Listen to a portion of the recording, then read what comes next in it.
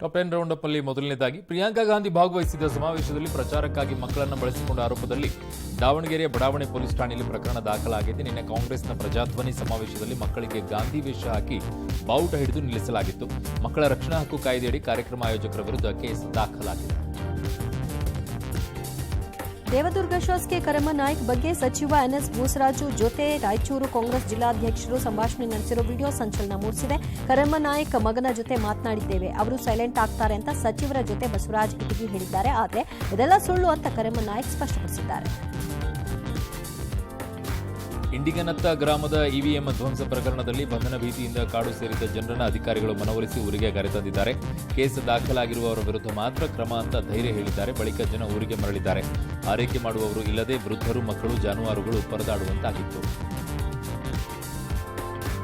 Payroll ಮೇಲೆ ಜೈಲಿನಿಂದ ಹೊರಬಂದ ಮಾಜಿ ಶಾಸಕರೊಬ್ಬರು ಜೆಡಿಯು ಅಭ್ಯರ್ಥಿ ಪರವಾಗಿ ಮೆಗಾ ರೋಡ್ ಶೋನಲ್ಲಿ ಭಾಗಿಯಾಗಿ ಪ್ರಚಾರ ನಡೆಸಿದ್ದಾರೆ. ಪ್ರಕರಣವೊಂದರ ಅಪರಾಧಿಯಾಗಿರುವ ಅನಂತಕುಮಾರ್ ಸಿಂಗ್ಗೆ ಜೈಲಿನ ಹೊರಗಡೆ ಜನರಿಂದ ಭವ್ಯ ಸ್ವಾಗತವೇ ಸಿಕ್ಕಿದೆ. ಛೋಟೆ ಸರ್ಕಾರ್ ಖ್ಯಾತಿಯ ಅನಂತಕುಮಾರ್ ಸಿಂಗ್ 5 ಬಾರಿ ಶಾಸಕರಾಗಿದ್ದರು. ಅಮೆರಿಕ ಅಧ್ಯಕ್ಷರ ಭವನ ವೈಟ್ ಹೌಸ್ ಬಳಿ ಅವಘಡ ಸಂಭವಿಸಿದೆ. ಆವರಣದ ಗೇಟ್ಗೆ ಕಾರೊಂದು ಬಲವಾಗಿ ಡಿಕ್ಕಿ ಹೊಡೆದಿದೆ. ಘಟನೆಯಲ್ಲಿ ಚಾಲಕ ಸ್ಥಳದಲ್ಲಿ ಸಾವನ್ನಪ್ಪಿದ್ದಾರೆ. ಇದು ಆಕಸ್ಮಿಕವೂ ಉದ್ದೇಶಪೂರ್ವಕವೂ ಅನ್ನೋ ಬಗ್ಗೆ ತನಿಖೆ ನಡೀತಾ ಇದೆ. ಕಳೆದ ಜನವರಿಯಲ್ಲೂ ಕೂಡ ಇದೇ ಮಾದರಿಯ ಘಟನೆ ಸಂಭವಿಸಿದೆ. ಈರುಳ್ಳಿ ರಫ್ತು ಮೇಲೆ ವಿಧಿಸಿದ್ದ ನಿಷೇಧವನ್ನು ಕೇಂದ್ರ ಸರ್ಕಾರ ಹಿಂದಕ್ಕೆ ಪಡ್ಕೊಂಡಿದೆ. ಚುನಾವಣಾ ಆಯೋಗ ಒಪ್ಪಿಗೆ ನೀಡಿದ ನಂತರವೇ ಕೇಂದ್ರ ಈ ನಿರ್ಧಾರ ತೆಗೆದುಕೊಂಡಿದೆ ಅಂತ ಹೇಳಲಾಗ್ತಾ ಇದೆ. ಬೆಲೆ ನಿಯಂತ್ರಣ ದೃಷ್ಟಿಯಿಂದ ಕಳೆದ ವರ್ಷ ಈರುಳ್ಳಿ ರಫ್ತು ಮೇಲೆ ಮೋದಿ ಸರ್ಕಾರ ನಿಷೇಧ ಹೇರಿತ್ತು. ಈಗ ರೈತರ ಗಮನ ಸೆಳೆಯಲು ಇದನ್ನ ಕೇಂದ್ರ ಹಿಂಪಡೆದಿದೆ ಅಂತ ಹೇಳಲಾಗ್ತಿದೆ.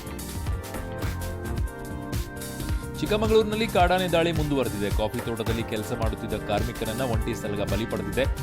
ಕೆಸವಿನ ಹಕ್ಲು ಗ್ರಾಮದ 60 ವರ್ಷದ ಆನಂದ ಪೂಜಾರಿ ಮೃತಪಟ್ಟವರು. ಕಳೆದ 1 ವಾರದಿಂದಲೂ ಒಂಟಿ ಸಲಗ ಓಡಾಡುತ್ತಿದ್ದಾಗ ಸ್ಥಳೀಯರು ಮಾಹಿತಿಯನ್ನು ನೀಡಿದ್ದಾರೆ. ಕೆರೆಯಲ್ಲಿ ನೀರು ತರಲು ಹೋಗಿ ತಾಯಿ ಮಗು ಮೃತಪಟ್ಟ ಘಟನೆ ಗದಗ ಜಿಲ್ಲೆಯ ಮುಂಡರಗಿ ತಾಲೂಕಿನ ಹೈತಾಪುರ ಗ್ರಾಮದಲ್ಲಿ ನಡೆದಿದೆ. ಆಟ ಆಡ್ತಾ ಇದ್ದ ಬಾಲಕ ನೀರಿಗೆ ಬಿದ್ದ ಅನ್ನೋ ಕಾರಣಕ್ಕಾಗಿ 6 ವರ್ಷದ ಮನೋಜ್ನನ್ನ ರಕ್ಷಣೆ ಮಾಡಲಿಕ್ಕೆ ದೊಡ್ಡಮ್ಮ ಗೀತಾ ಹೋಗಿದ್ದಾರೆ. ಅವರು ನೀರು ಪಾಲಾಗಿದ್ದಾರೆ. ಮಕ್ಕಳಿಲ್ಲ ಅನ್ನೋ ಕಾರಣಕ್ಕೆ ತಂಗಿ ಮಗ ಮನೋಜ್ನನ್ನ ಗೀತಾ ಸಾಕೊಂಡಿದ್ರು.